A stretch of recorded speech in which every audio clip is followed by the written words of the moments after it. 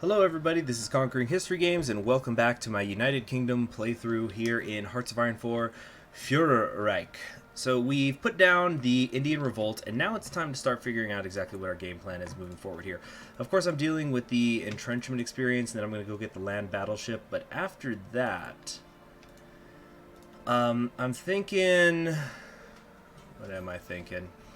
I'm thinking about how my army is going to be composited. So we don't have very much manpower at the moment. Oh yeah, let me figure out everything that I want to assign here.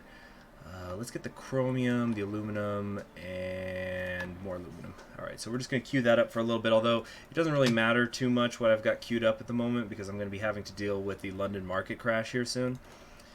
Okay, so we've got our Indian, or colonial forces, I should say, our colony forces out here. We're just going to make Ceylon a staging ground for right now. And then from there, I'm going to start reassigning everybody to these other areas. So, for example, we're going to take half of you and put you down here by Singapore. Obviously, a very important, or Singapore here. I should, obviously a very important area for me to hold on to. I think Republican Spain just capitulated. Okay. So, we're going to get hit with the London market crash, and once that happens, there's not going to be a whole lot that I'm going to be able to work on. Ooh, I like this, the Eastern Command. That looks nice. Yeah, there's not going to be a ton for me that I'll be able to do once that happens. And my manpower is already very low. So, what I've been thinking is I want to start building divisions out of my other dominions. For example, using Canada's manpower. Well, maybe not Canada's. They've got 15.8, but the British Raj, of course, has plenty of manpower that I could use. Australia, let's see, they've only got a little bit. Union of South Africa actually has a fair amount. And I feel fairly confident that the Union of South Africa is not going to be going anywhere. So, let's take a look at them first. Let's see what kind of division templates they've got. 12 width, 6 width.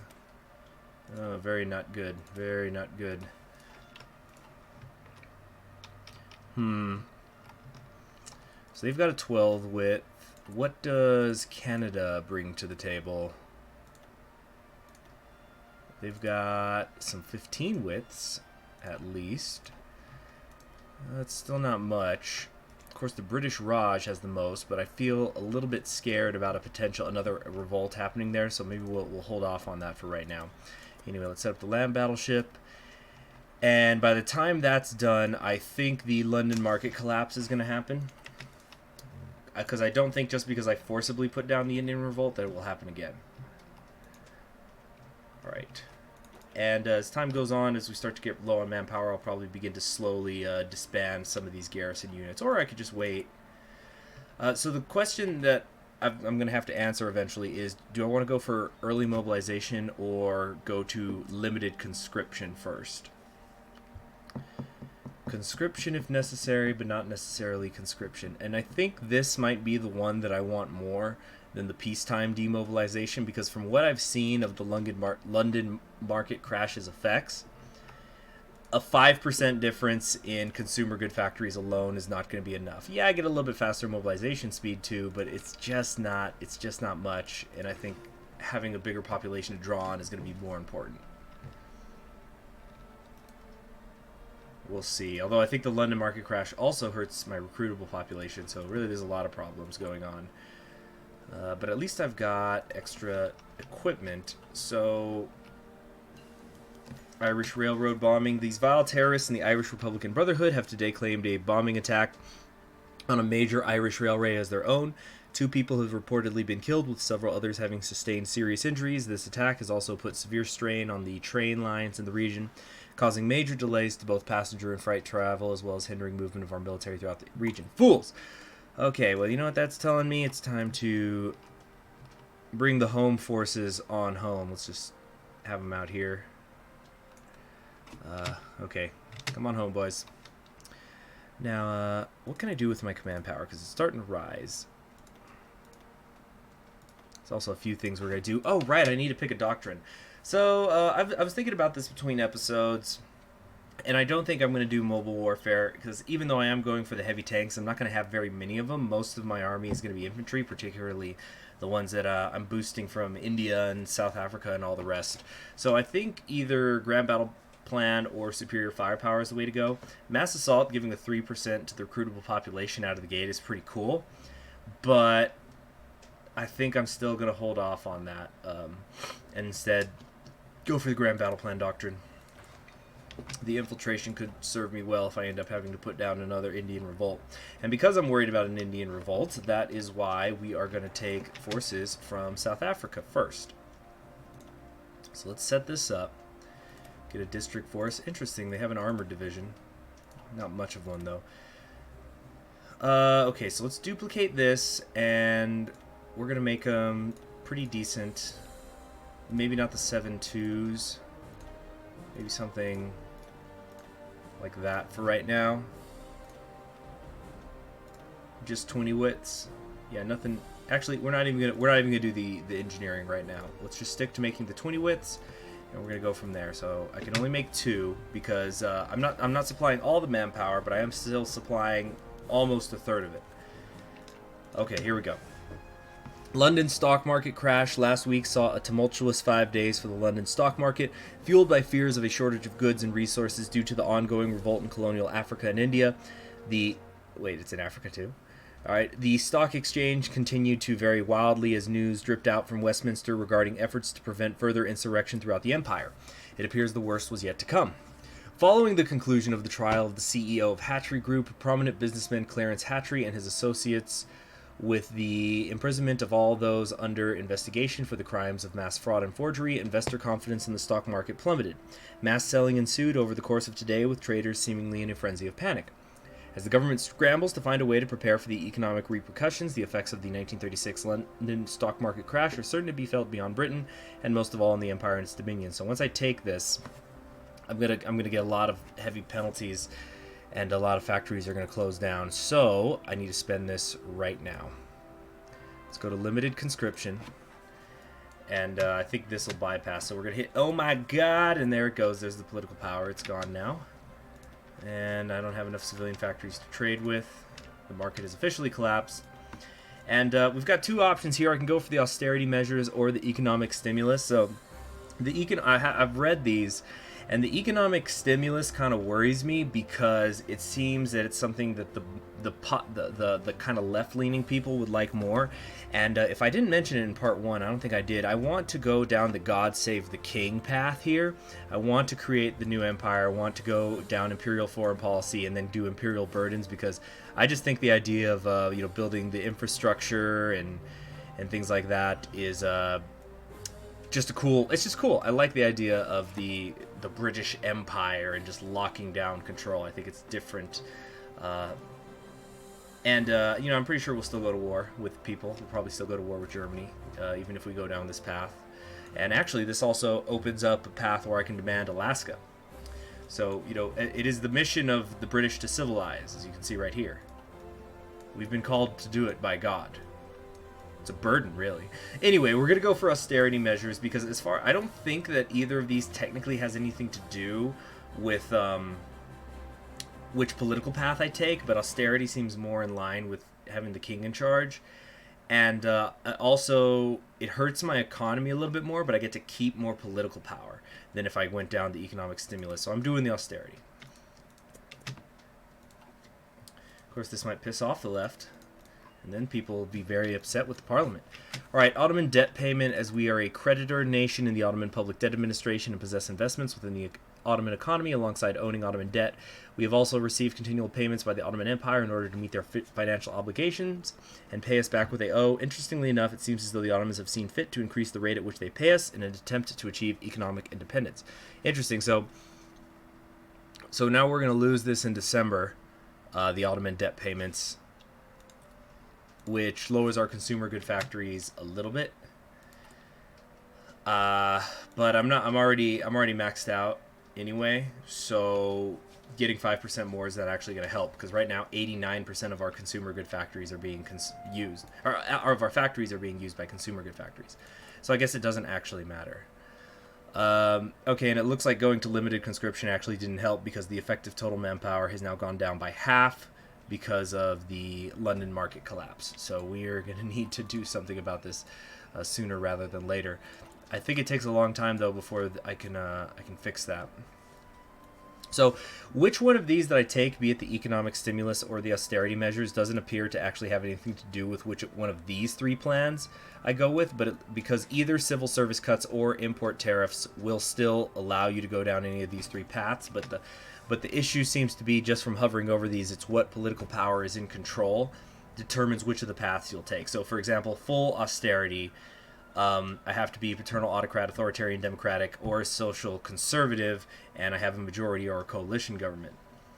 But like Mosley's plan, I have to be social democratic or libertarian socialist, and the intervention is basically the same as austerity, except I can't do it if I'm a majority. Anyway, so we got some events popping up here. The Jarrow March begins as the London market collapse continues to affect the world. There is no place hurt more than our own nation. The Tyneside town of Jarrow has been particularly damaged by the effects of the economic crash, with several factories being closed and the important Palmer's shipyard. Today, several hundred now unemployed men held a meeting where they announced their intention to march to London in order to present the government with a petition to reopen the industry in Jarrow that is crucial to employment. While normally this sort of event would go unnoticed, the media has made much fuss of it, and it has attracted both the attention and imagination of the public, going so far as to win support of some more prominent local leaders. As the march continues over the coming month, it will likely be a source of political instability that will only inflame the ongoing political crisis following the London market collapse. Nothing but a mob of revolutionaries. So this is going to increase my consumer good factories. Is that going to take me to 99%, I think? Am I, whoops, wrong one. We now have 105% of our factories producing consumer goods. We have so many toasters, and if this keeps up, we're going to be taking baths with them. Whoa, we have the Italian commune here. They've gone collectivist under Gramsci. His chin looks a little weird. It looks like his body is stuck in the collar there. The Kingdom of Denmark declared war on the Hamburg commune. Okay, so the Kiel zone has gone vanguardist, so basically totalist. They're prominent clergymen support the marchers. Great, now the religious folk are in this crusade. Alright, so that's not good. And so Denmark and this commune are going to be in a war together. Interesting. I wonder how this will play out. So, like, will this area go back to Germany? I don't think so, because politically they're literally as far away as they could possibly be from Volkist, if you consider it a left to right spectrum, although that's not 100% true. Alright, so locals aid the Jarrow marchers, more consumer good factories. Okay, so we're up to 110%. See, I guess this is, oh boy, this is bad. Supposed Marxist infiltration. As the Jarrow March continues to attract public attention throughout our country, we've received worrying news from local police officers in the area as to new elements infiltrating the march itself. Suspected members of both the British Socialist Party and the Communist Party of Great Britain have apparently been stirring up trouble during the march by attempting to encourage those marching to become more vocal and forceful in their refutations of government policy. While so far they appear to have been unsuccessful, many within our government have begun to worry that the Jarrow March may soon become a front for the radical socialist elements in our society, which may then attempt to use it to cause disruption in the capital. Facing this, we are left with two choices: allow the march to continue and deal with whatever consequences may occur, or order the police to end the march now, likely to the great detriment of our government. So I don't really want to shoot them down, because I was looking at this military junta tree, and it appears that the way this happens is if you... Well, I'll talk about it later, but we're just gonna let it run its course. They're just marching. It's fine. The Brazilian Civil War has begun. Do I want to help any of these people? Nah, not particularly. You know, I don't have time to be intervening. Clashes with police. This morning, as the Jarrow marchers entered London, several members of the march attacked nearby members of police when they tried to redirect them down a less crowded street. After the attack, the police were forced to defend themselves and arrested several members of the crowd. The newspapers, as is typical of them, have plastered images of the affair all over their front pages, and it has only served to damage our government further. Scotland Yard has identified several members of the marchers as members of the BSP and CPB and has advised us to put an end to the march now before it gets further out of hand, as more radical individuals are drawn to the event. So we're losing stability, and the far left is getting more powerful. Okay, we've launched the BBC. Cool. One day, James May's Man Lab will be created. I'm very excited. Alright, what else is going on here? we can't trade for oil even though we need it. Okay, so we're just gonna keep pushing. Jarrow March ends. This morning, the Jarrow Marchers handed over their petition to several MPs outside Westminster that is to be debated later in the House of Parliament. While the government is not in the habit of caving to the demands of a town with a relatively low population, the Jarrow March has captured the attention of the nation, and our response will likely be examined and criticized for years to come. Any concessions to Jarrow will likely only encourage other towns to ask for similar government intervention, but by refusing the petition, our government stands to allow more extremist political forces to make inroads in Britain's politics. Okay, so if we reopen the shipyard, it'll cost me 100 political power, and we'll have lower factory output and a higher political power cost for 30 days. So what, that's like 3 political power? Or we can ignore the petition and we'll lose 150. Either way, the Jarrow Crusade, which is here, is going to go away. We're going to reopen the shipyard. You know, we're the United Kingdom. We're all about the Navy. Gotta have those open. Alright, we're finally done with at least the austerity measures. Now, let's reduce the military budget, which is going to lower our recruitable population factor even more. But we're going to get a little bit of consumer good factories back. Not much, but it's something. And we're actually short on infantry equipment right now for another few days. We just got to get through this. We're still in just 1936. It's still early game. It's not the end of the world. We'll get through this alright. Are these guys losing infantry equipment? What's up with that? I wonder if I should get them training. Yeah, why not? Okay, construction's done. We've got a factory strike, and I think I'm just going to sit on this research slot so that I can go for... because I want to get dispersed industry and improve machine tools up and running. Construction's not really going to matter since I'm not constructing anything anyway. Alright, so we're trying to cut costs, grumblings, factory strike.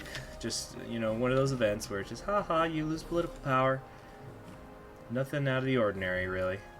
Alright, so the Italian Commune happened. Whoa, Crystal Palace fire, the original Crystal Palace. King Kensington Garden, somebody said ablaze. One of the most iconic buildings in Britain, a building opened by Queen Victoria herself, has been lost to tragedy. Horrible. Okay, well, at least nothing bad happened. Alright, let's get these divisions out. And I can always request the forces, I suppose, of my puppets, so it's something. Alright, what's this? Edward intervenes. Is this the takeover? No. Local situations continue to worsen as the effects of the London market collapse get worse by the month. Today, King Edward VIII visited an area particularly affected by the economic crisis, and while his visit was supposed to be a morale booster for those worse affected, it has had some unforeseen consequences. The king has apparently been quite affected by the plight of those suffering and made several political promises that indicate his intention to involve himself directly in order to solve the situation. Whether or not he does so does not matter. By making these comments, he has weakened our government and increased public support for himself. Alright, so that's what I want. See, he just cares about the people. That's all it is. He just cares. Alright, so we are now out of manpower. Mostly. Alright, Marxist rally. Large numbers of journalists were spotted today reporting on a Marxist rally being held in one of our cities affected by recent factory closures. And then the Marxists show up. Okay, so either the collectivists or the vanguardists are going to get more powerful. Looks like it was the collectivists. Alright, time to close down unprofitable factories. Actually, I notice here it says the Chancellor of Exchequer? It's Neville. It's Neville Chamberlain right here. Right here with his balanced budget promises. He's saying we're going to close down unprofitable factories. And capitalists everywhere scream, but the free market only works if the government's here to bail me out. Anyway, so we're closing them down. Sorry, boys. If you're unprofitable, we can't keep holding you up. These generally bring in less revenue than we spend on their upkeep. It may lose some workers their jobs in the short term, but in the long it could help save the economy. Alright, so we're going to lose some civilian factories. It's alright. Wow, the Hamburg Commune is tearing up Denmark. How many divisions does Denmark have? 6 to 8. They've got between 11 and 19. I think even when you consider the straits and that they'll be a good defensive position. Oh, shoot, what did I just click? It doesn't look like it was an option. So you can go back and click the frame. Also, Turing just created computing machines. You know, Alan Turing, the one who definitely killed himself. I don't care what anybody says. He definitely killed himself. Original timeline. He obviously hasn't yet here. Okay, so we have another couple of divisions down here in South Africa. Let's get them training as well. Alright, my tanks are done also, my first heavy tanks. How long is it going to take to do the Edward? Whoa, whoa, whoa, whoa, whoa, whoa, whoa, whoa. Sorry, I think something got a little wiggy because I clicked pause right as those pop-ups happen. Okay, that's going to take 803 days. So even though we're going to do it 50% faster, let's wait on that. And I don't want to do the infantry. I'm already working on the industry. I don't want to get construction. There's no point. Computing machine is too far ahead. Oh, fighters! There it is. We don't have hurricanes yet. Let's get the Hawker Hurricanes up and running. Fighters are going to be very important, especially because how fast I can dart them around the world. And it looks like the RSSR has now become the Soviet Union, and they're at war with...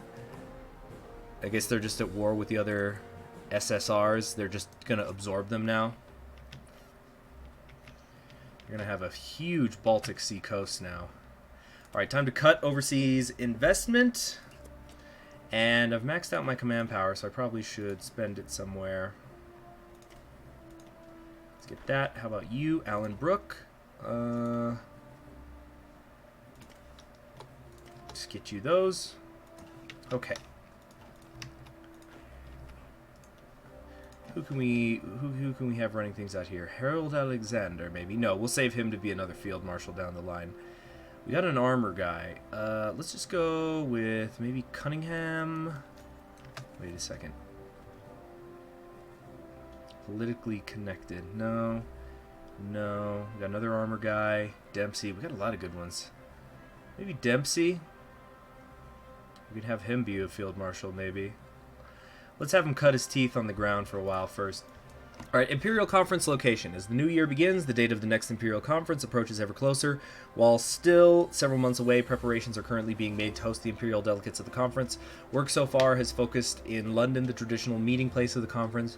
We, however, been recently contacted by the Dominion of Canada regarding a possible change of location. The Canadians propose that we instead host the conference in Ottawa, where they have been secretly working on their own building to host the event. Secret? Why are you keeping this secret? While this choice is relatively benign, it may serve to improve relations between ourselves and our dominions by showing that this empire is truly one of equals. Although hosting in London will send the message not only to the dominions but to the world that the British Empire has but one master. Okay, so they'll all like me a little more.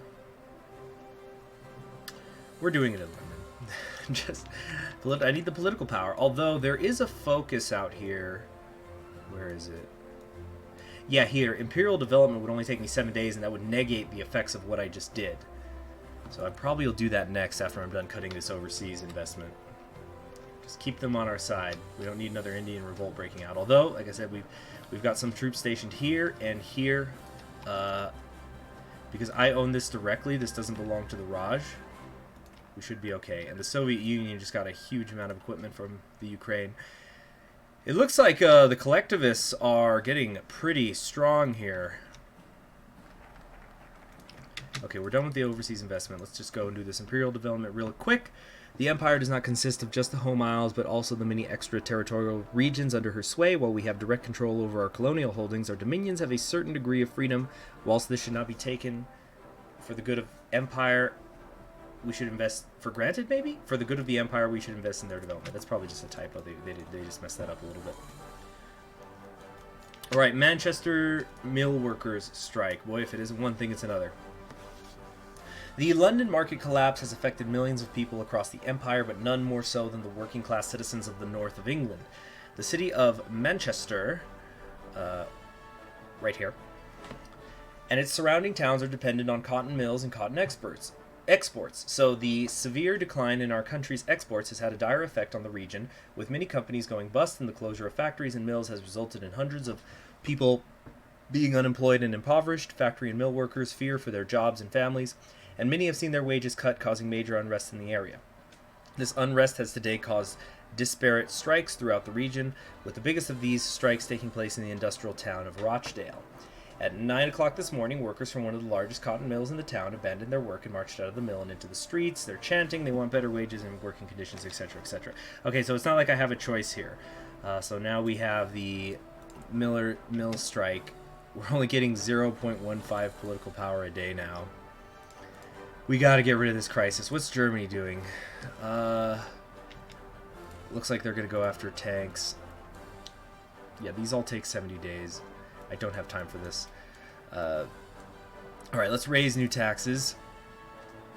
They're going to love that. Alright, Manchester strike expands. You can pause it and read it. Less stability.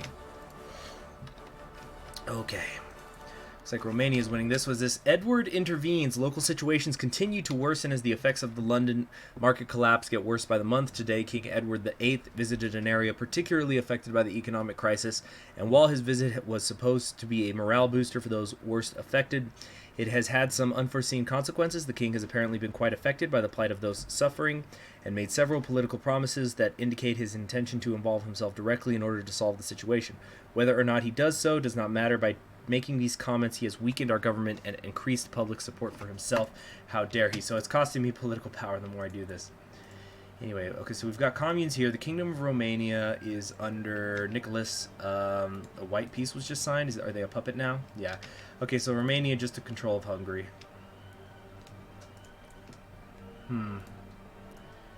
Interesting. They are a national populace. Oh, they have a pact. Oh, they've joined Germany. Okay. Alright. Factory closure. Blast. I'm going to lose a civilian factory somewhere. Well, it's not like I get a choice, so I've got to just deal with it. Manchester strikers present demands. The now nationwide famous Manchester strikes have resulted today in the delivering of their demands to the Lord Mayor for Manchester, Joseph Toole, an ex-Labour MP who is said to have an unofficial affiliation to the ILP. So the ILP are the, right here, the Libertarian Socialists. Their demands include, but are not limited to, they want more wages, they want better conditions, and the workers must be allowed to air their grievances. Presenting these demands gives the government two choices: accept or decline. To accept would be just submit to the will of the workers and lose face with the rest of the world and our own people. To decline would mean violence and the potential for terrible bloodshed should the strikers refuse to back down. And Edward, he's just in his palace, like, I'm just trying to save people, That's all I want to do. We're gonna break up the strike by force. Stability will continue to lower. This was Parliament's decision. Let's be clear. The good King Edward would never do such a thing. All right, how's this looking? All right, one of them's done. The other one's almost done. There we go. National trade unions meet. Not a good sign. It's anyone's guess what that action will involve. I hope I'm watch this turn into a revolution. But no, I'm pretty sure we're on the British Empire track that I want to be. Okay, we're actually starting. We have a little bit of manpower. Whoa! Okay. Nationwide general strike announced. It has become apparent in the past week that the plans of the trade union officials across the country have been put into motion quickly and effectively. Or basically, do we want to negotiate or order a crackdown on... Okay, we're going to crack down on the union activity. Okay, we've done raising the taxes. Time for the civil service cuts. Pretty soon I might be able to... Oh, actually, I am already building things. Again, I've been reducing the consumer good factories enough. So that's good. Alright, rioting nationwide. We are declaring martial law. Continuing to dig ourselves a political power hole. We're down to almost negative 500. And I'm only getting 0.1 political power a day. And we're starting to finish up the first half of 1937 here. Alright. Protesters close on Westminster. Despite the recent declaration of martial law by the government, the revolters have progressed in many areas throughout the nation, securing additional streets and placing them under their nominal control. It appears that our heavy-handed approach to dealing with the situation has only led the public to become disillusioned with our own government and side with the protesters. Regardless of these complications, it was not until this morning that events began to get much worse. Reports that military units have begun refusing orders to put down civil unrest in many areas has begun to spread. In particular, the brigade meant to defend the London interior has only succeeded in holding back the protesters and has been unable to go on the offensive. Unless there is an immediate change in the national situation, we may face a level of unrest that up until now we had thought unthinkable. It is time for us to make a political statement if we were to resolve this crisis completely. Okay, so now I either need to order the government to step down or tell the army to do their job. So when we're talking government, I'm pretty sure we're talking about the parliament, not the king. And especially because if you actually read this military junta thing, it sounds like the military junta will happen if you attempt to shoot, like if you order the British soldiers to shoot British citizens. So we're going to tell the government to step down, which now we're at minus 646 political power. All right, successful policies. Since choosing our policies of handling the effects of the London market collapse, there's been little in the way of results showing that our policies are succeeding. Today, however, recent government reports indicate that growth rates seem to have been somewhat underestimated last quarter, which demonstrates that our policies are working, albeit slowly. Whatever the case, this has been a boost for our government's popularity and will surely assist us in making further changes. A little late for that one, Tories. Alright, so we should be getting another pop-up. Here we go. The government resigns. This is what I was looking for. Facing increased violence on the streets of Britain, the government has seen fit to resign from its position in order to facilitate a fresh mandate from the people of Britain in order to adequately counter the current crisis. Those were the words announced by radio today as the continuing civil unrest throughout the nation spread further, with Westminster itself under threat from force. Since the government's statement, little has occurred, and rioting has ceased in major areas as trade union officials in charge decide what to do. One part of the country, however, has used this time to further their own agenda. King Edward VIII is said to have been meeting with military leaders regularly since the civil unrest began, and Westminster announced the implementation of martial law. These meetings have been held in secret so far, but given the king's well-known tendency to involve himself directly in political matters, one does not need binoculars to see what may soon be coming to Britain. In the coming days and weeks, the choice that we will make will determine the future of Britain itself. So we can call elections, or Edward dissolves Parliament with the assistance of the military. Windsor becomes the ruling party, and I lose another 100 political power. So that's what I want to do. We're dissolving it, and we are now the British Empire. No new portrait, but he's already king. Now he's just dissolved that pesky parliament that's slowing down reform. Alright, awesome. We did it, and we're only almost 700 in the hole. No big deal, right? Okay, so average popularity, we're now celebrating Empire Day, because it's the death of Queen Victoria, to the health of the Empire and our friends abroad. Look at that. We're already recovering. Alright, but really, we need to figure out what the next plan is here, and I think I might actually go for the construction after all, because we actually are able to construct things again. Actually, no, I think I spoke too soon. Alright, so maybe not the construction. How about maybe air doctrine of some kind? Could work on my navy. How much longer on this? 750, still too long. Alright, let's just get artillery. You can't go wrong with artillery. It's the king of battle. Alright, so I can't trade for the oil that I need. Let's just keep playing. I'm just going to keep playing this out until the civil servants cuts are done.